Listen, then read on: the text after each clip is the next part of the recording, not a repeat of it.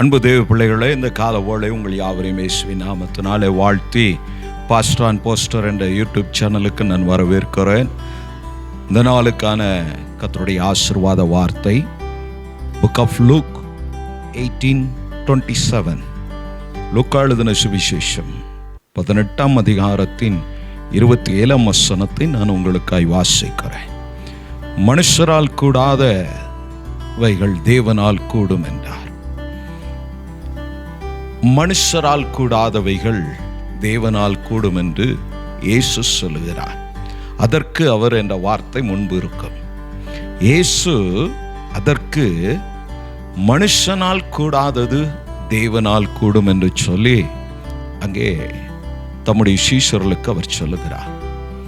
இன்று அவருடைய சத்தத்துக்கு கீழ்ப்படிந்து அவரை பின்பற்றுகிறதான தேவ பிள்ளைகளாம் உங்களுக்கும் எனக்கும் அவர் சொல்லுகிறார், மனுஷனால் கூடாதது நீ நம்புகிற தேவனால் கூடும், என்னை அனுப்பின தேவனால் கூடும் என்று சொல்லி தனக்கு மேல் ஒருவர் உண்டு என்பதை அவர் அங்கே அடையாளப்படுத்துகிறார்.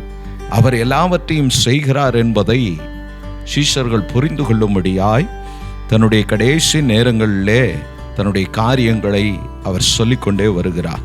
பல ஓமைகளை அதற்கு முன்பும் அவர் சொல்லுகிறார். இந்த காலவோளை நான் உங்களுக்கு சொல்லுகிறேன், அன்பு தேவ பிள்ளைகளே, மனுஷனால் கூடாதது எப்பெல்லாம் மனுஷனால் கூடாததோ, மனுஷனால் முடியாமல் போகிறதோ, அதெல்லாம் தேவனால் சாத்தியம் என்பதை நாம் மறந்து போகக்கூடாது. எரேமியா இப்படியாய் சொல்லுகிறான், உம்மாலே செய்யக்கூடாத அதிசயமான காரியம் ஒன்றுண்டோ? தேவனால் செய்யக்கூடாதது ஒன்றும் இல்லைங்க.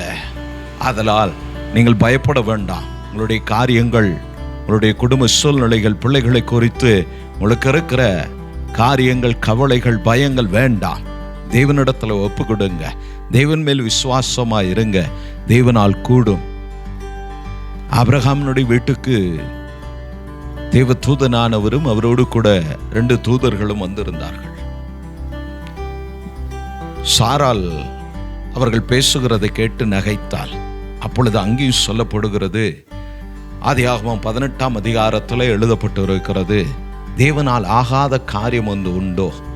உங்கள் வாழ்க்கையில், உங்கள் குடும்பத்தில், உங்கள் பிஸ்னஸில், உங்கள் வேலை ஸ்தலத்தில், உங்களுடைய ப்ரமோஷனில், உங்கள் இன்க்ரிமெண்ட்டில் தேவனால் செய்யக்கூடாதது என்ன இருக்கு? மனுஷனால் கூடாதது தேவனால் கூடும். மனுஷன் தடுப்பான், தேவன் அதை உடைப்பார். தேவன் உடைத்தால் அதை திரும்ப தடுக்க கட்ட இந்த பூமியில் ஒருவனுக்கு அதிகாரம் இல்லை என்பதை நாம் புரிந்து கொள்ள வேண்டும். அதனால் தேவ பிள்ளைகளே, மனுஷனால் கூடாத காரியங்கள் ஏதுவானாலும் உங்களுடைய புத்தினாலே, உங்களுடைய பலத்தினாலே, உங்களுடைய ஞானத்தினாலே, உங்கள் படிப்புனாலே, உங்களுடைய பணம் காரியங்களை வைத்து எதையாகளும் செய்யலாம் என்று சொல்லி நீங்கள் யோசித்திருக்கலாம்.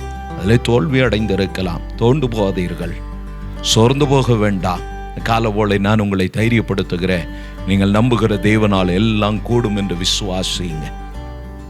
விசுவாசிப்போம். ஆனால் நாம் தேவனுடைய மகிமை காண கர்த்தர் நமக்கு நம்முடைய வாழ்விலே அற்புதங்களை காண செய்ய அவர் தெய்வமாயிருக்கிறார். 2 ராஜாக்கள் 6ஆம் அதிகாரத்திலே எலிசாவை குறித்து அங்கே ஒரு சம்பவம் எழுதப்பட்டிருக்கு. அவனோடு கூட தீர்க்கதரிசிகள் இருந்தார்கள்.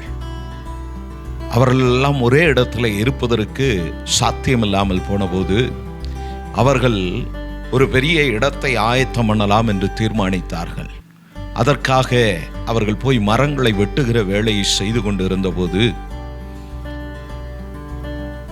ஒரு மனிதனுடைய கோடாலி தண்ணீரில் விழுந்தது.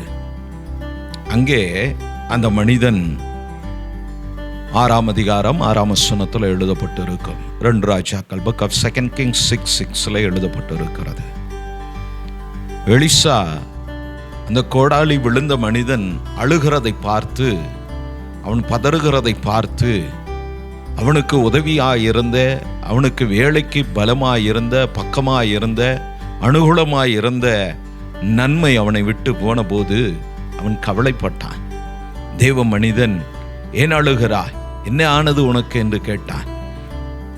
ஐயா, நான் கடன்பட்ட கோடாளி, வேலைக்காக நான் என்னுடைய வாழ்வாதாரத்திற்காக நான் கொண்டு வந்த கோடாலி தண்ணீரில் விழுந்தது. நம்ம எல்லாருக்கும் தெரிந்தது தான், இரும்பினுடைய குணம் தண்ணீரில் மூழ்கி போகும். விழுந்த இடத்துல இருக்காது, கொஞ்சம் தள்ளி போகும். அது எங்கே விழுந்தது என்று எலிசா கேட்கிறான். கோடாலியை இழந்த தண்ணீரில் விட்டு அந்த மனிதன் சொல்லுகிறான், இந்த இடத்துல விழுந்தது என்று சொல்லி. எலிசா ஒரு கொம்பை வெட்டி அந்த இடத்துல போட்டு, கோடாலியை எடுத்துக்கொள், அந்த இரும்பை மிதக்க பண்ணினான் தெய்வ மனிதன். எலிசாவுக்குள் இருந்த அந்த அபிஷேகம் இத்தனை வல்லமை உள்ளதானால், எலிசாவை இந்த ஸ்தானத்துக்கு ஏற்படுத்தின பரலோகத்தின் தெய்வம் உங்களையும் என்னையும் ரட்சித்திருக்கிறார். தன்னுடைய ஒரே பேரான குமாரனை கொண்டு நமக்கு இந்த பெரிய ரட்சிப்பை கொடுத்திருக்கிறார். ஆதலால் மனுஷனால் கூடாதது தேவனால் கூடும்.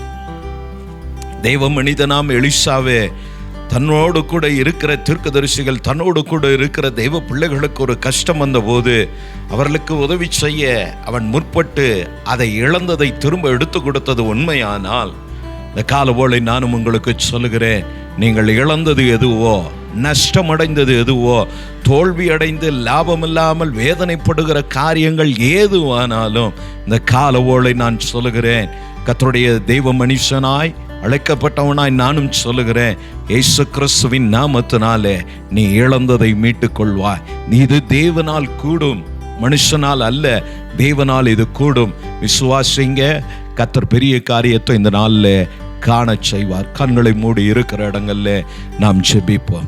நல்ல பிதாவே, இந்த வேளைக்காய் ஸ்தோத்திரம். ஆண்டவரே, தேவரீர் நீ சகலமும் செய்ய வல்லவர். நீ செய்ய நினைத்தது தடைபடாத ஆண்டவரே. லூக்கா 18:27 ஸ்தோத்திரம். ஆண்டவரே, இந்த வார்த்தையின்படி மனுஷனால் கூடாதது தேவனால் கூடும். ஆண்டவரே, இந்த கால ஓலையில் எதிர்பார்ப்போடு கூட ஆண்டவரே தன் வாழ்வாதாரத்திற்காய், குடும்பத்திற்காய், பிள்ளைகளுக்காய் ஆண்டவரே திட்டமிட்டு ஓட பிரயாசப்பட காத்திருக்கிற நம்முடைய பிள்ளைகளுக்கு கர்த்தர் காரியத்தை வாய்க்க பண்ணுங்க ஆண்டவரே. நீர் முன் சென்று கோணலை நேராக்குங்க ஆண்டவரே.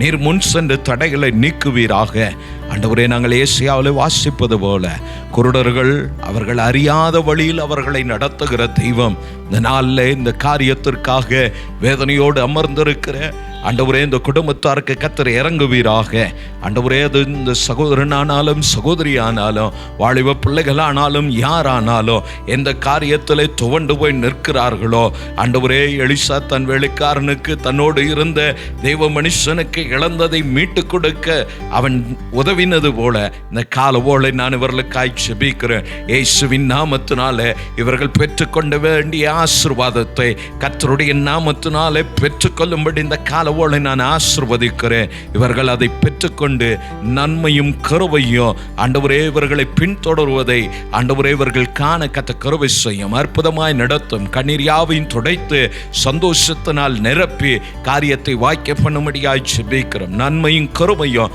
ஒவ்வொருவரையும் தொடரட்டும். தொடர்ந்து உடைய நாமமைக்கென்று சாட்சியாய் எங்களை நடத்தும். ஆசீர்வதி இயேசுவின் நாமத்தினாலே ஆமென்.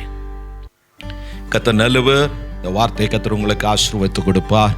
தொடர்ந்து இந்த வார்த்தையை விசுவாசமாய் அறிக்கையிட்டு போங்க. கர்த்தர் உங்களுக்கு முன்பாய் போய் காரியத்தை நடத்தி கொடுப்பார். உங்களுக்கு ஏதாகிலும் ஜெப குறிப்புகள், விண்ணப்பங்கள் இருக்குமானால் என்னுடைய வாட்ஸ்அப் நம்பருக்கு தெரியப்படுத்துங்கள். நாங்கள் உங்களுக்கு ஜெபிக்கிறோம். கர்த்தர் உங்களோடு இருப்பாராக. கர்த்தர் உங்களை ஆசீர்வதிப்பாராக. தேங்க்யூ.